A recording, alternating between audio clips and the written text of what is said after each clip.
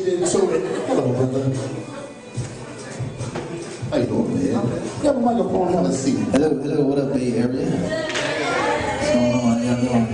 Hello. Lupe Fiasco's in the building. Back again to do it. Tell them what you've been doing in your time away from us, man. Working on a new album, Lasers, in stores March 8th. You know, been working on a tour that we're gonna do, going to Australia next week. Little fashion stuff, little this, little that. He got on my shoes. Everything. Those are the Lupe Fiasco shoes. Oh, that's the Lupe Fiasco. Yeah, that's the follow on shirt. Show on. I guess you've been to his website, I see. Just been working, man. Working, man. You know how I go. Tell them about the new project you're about to drop off. They've been waiting so long to get it, now it's coming. If you can one-on-one with the people, tell them what it's all about. Well, you know, if you're a Lupe Fiasco fan, or you're aware of what my mission and what I look at hip hop, and you know, just kind of the positive presence that I want to have in the game and leave in the game. You know, that's what this album is. You know, it's even more so that because it's like the people's album. I call it the people's album because it was the fans who wanted it. Like they petitioned for it when it was installed in the release date. They protested for it when it was installed on that. You know, so it's something that I think is going to be very controversial. You know, there's very, very controversial records on the album. You know, it's that good old-fashioned Lupe Fiasco food and liquor flow that you're used to, you know. And then it's me, you know, breaking barriers. You know, there's some club records on it, you know. So it's kind of me, you know, because a lot of fans say that Lupe Fiasco is underrated. You know what I'm saying? Like, you know, Lupe don't get the respect that dude that he should get, or the commercial success that he do. So on this album, I think we're gonna change a lot of that.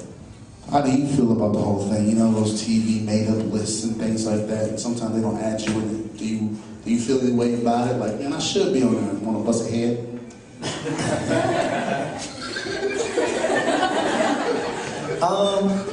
No, I don't necessarily feel too much ways about it. You know what I'm saying? They got a criteria, you know, of what they list are to them. You know, and my top 10, top 20, top 30 list, you know, it will be controversial, and get people mad. So I don't really look too deep into it. But as an artist at the same time too, that it's still kind of like the barometer in the commercial space, because at the end of the day, I'm a commercial artist, you know what I'm saying? I put out commercial music for people to go buy and play on the radio and shoot videos for. So you definitely still want to be mentioned in that. You know, it still has some weight as an artist, because that's what art is being rated at. You know, I'm Grammy Award winning, Grammy nominated, the whole thing. But it's still kind of that when the list comes out, you know, this is the hottest dude right now. You think like, well, I'm hot and I'm right now. So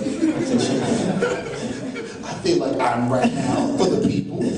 What's a guilty pleasure in Lupe Fiasco? What do you listen to? They be like, oh hell no, he don't listen to that. Like, do you Dougie? I don't Dougie. I don't get Dougie. I'm just asking. It'll be something I don't know, because you know I argue with you all the time. What is something I'll be like, word? You I like cook that? though. I cook. Word? I rock with Lil B. He's a big Lil B fan. He just filled me in on the whole trying to sweat. You could dance and all that, man? It's fun, you know. That's my little homie. I don't know if I got any. I don't think, you know. It ain't nothing weird that I listen to. I listen to a lot of rock music and stuff like that, but a lot of what'd you call me when you first saw me today? A lot of Jimi Hendrix. He had like a little Jimi Hendrix thing going when he walked in. He calls me fat all the time, so I gotta get him. It's a friendly thing. He's my friend. Anyway, Lupe Fiasco in the building, new album Lasers coming out. What's your dream project? Something that you really, really want to do, and not like some rated things, commercial stuff. What's something that you really, really want to do to come out? I want the CRS record to come out. Yes. Please. And when you say come out, like it's done, and y'all just sitting on it? It's definitely not done. But you know, all we need is like 2 weeks. You know, if we can get 2 weeks, it's just the way everybody's schedule is. We'll go off and do this tour, go off and do that, go off and do this special project, movie soundtrack, whatever, and everybody's kind of all over the place. But I was just thinking about it this morning. You know, that was a project that we didn't have any type of commercial push, any money put into it, any official anything. And it's still, even when you get like, you know, Lil Wayne next album coming, or this dude album coming, or Drake next album, or whatever, CRS is always there. You know what I'm saying? Every interview Kanye do, every interview Pharrell do, every interview I do, it always come up from the biggest to the smallest. So I know that there's like people who want to hear that, you know what I'm saying? And I know that us together we'll do some crazy, crazy music. So that's one project that I just want to kind of put in the can and get out there in the world and get out the way. You ever send a text like, man, can we do this, please? Yeah, but we had them spurt, and it'd be text where it's like, man, forget it, because it's never gonna come out. You know what I'm saying? But I think every time we keep seeing the people, because it always come up, we think it's just gonna kind of go away. It's one of those things where like, nah, we want that. You know?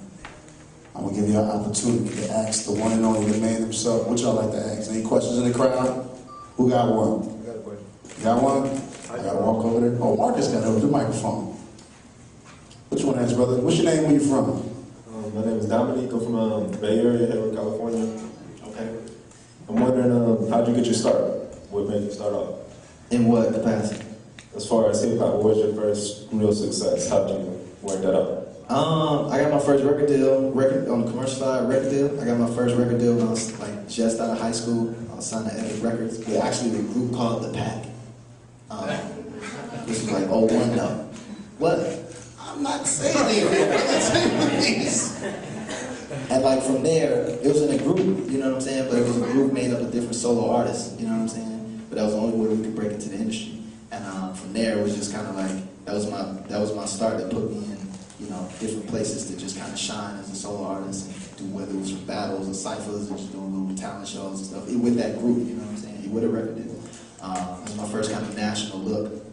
It got me a lot of respect early in the industry with a lot of different, from A&Rs to just like promo radio dudes and stuff like that. It just got the name buzzing. So I always look at that moment, you know, being able to be in the pack and be in that group and get that first little shine. The record never came out, the album never came out, but it started the floodgates, you know, 10 years later. What I always want to do, because this happened to us earlier, for them to always put you like in like a hippity hot box and stuff like that, and I know you, tell them what you grew up listening to, what your influence was when you first started listening to rap, the kind of music you listen to. Because people, you know, they got misconstrued all the time. Like, oh man, he old hippity hot. Like, nah, he likes all the stuff that I like a lot. And we have good conversations. Well, clap, tell him. Spice One. Ow! Spice One was a real big influence on me. A-Ball MJG was a real big influence. Too Short was a real big influence. He showed me what you could do with curse words. Tila was a big influence. He teased me because Tila was a big influence. With you, dog, with you. And then after that point, it was just kind of everybody. You know what I'm saying? Like I just downloaded Ja Rule's first album, like 2 weeks ago. You know what I'm saying? Wait. You just downloaded Ja. But I had it. That's what I was going to say. When it first came out. You were kind of grown when it came out. No. When it came out, I was still in high school, and I had it when it came out, and that was one of the albums that was like, yo, that's nasty. You know what I'm saying? And then you still had the Wu-Tangs and the Nas's and all that, but it was really everybody. You know, if you were nice, you know, and your beats was dope, and what you were saying was dope, even whether it was negative or positive at that time for me, I rock with it. You know what I'm saying? That's how much I love the music. You know, I want to hear everything. But my initial influences were Spice One, NWA. That's why I love rap, gangsta gang. Negativity, I'm with it. Strap right in. I know you can never have bad days with work or anything like that because the fans love you so much and they really come out for you. How does that feel? No matter what happens at work-wise, but I want to do this in the work line. You can't put that out like that. But the fans, we want that. How does that feel when you go, man, look, the people want this. Why are you in the way? For me, it's like when we did the protest, right? People were saying, not when we did the protest, but when the fans started putting the protest together, and people kind of took it as like a joke. But they did like a website, they got the permits from New York City, because the main protest was in New York City. And so they were getting a lot of like media coverage. Like they got coverage on CNN, they got coverage like on all these different little spots. And they were asking, some of them were super critical. They was like, yo, why don't y'all protest, you know, like domestic violence? And why don't you protest gang violence? Why don't you protest, you know, child hunger? Why don't you protest, you know, poverty? They was just like, why don't y'all do this instead of just protesting this rap album or this rapper?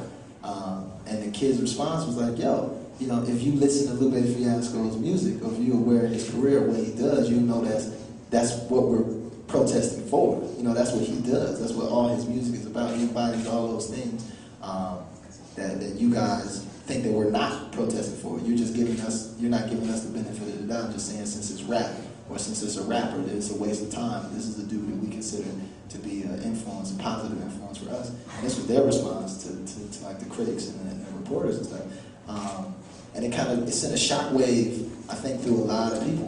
You know what I'm saying? Because they weren't doing that for the gangster rappers. You know what I'm saying? They weren't beating down the doors for this dude, even though he was way more famous, has way more money than I have, way more this, way more that, for the appeal of way more money and everything else.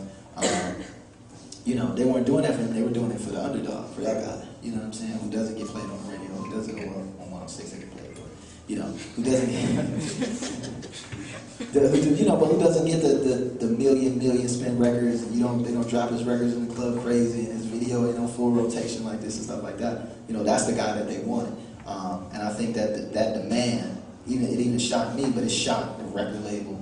You know, it shocked the radio DJs, it shocked the VJs, it shocked just kind of everybody in the industry, because that became the news story. It was like, oh wow, Lupe, we kind of forgot about you, but you still got a whole, you know, fan base that's probably way bigger than Waka Flocka's, and maybe way more potent than Rick Ross's, and way more, even though they're way bigger, you know.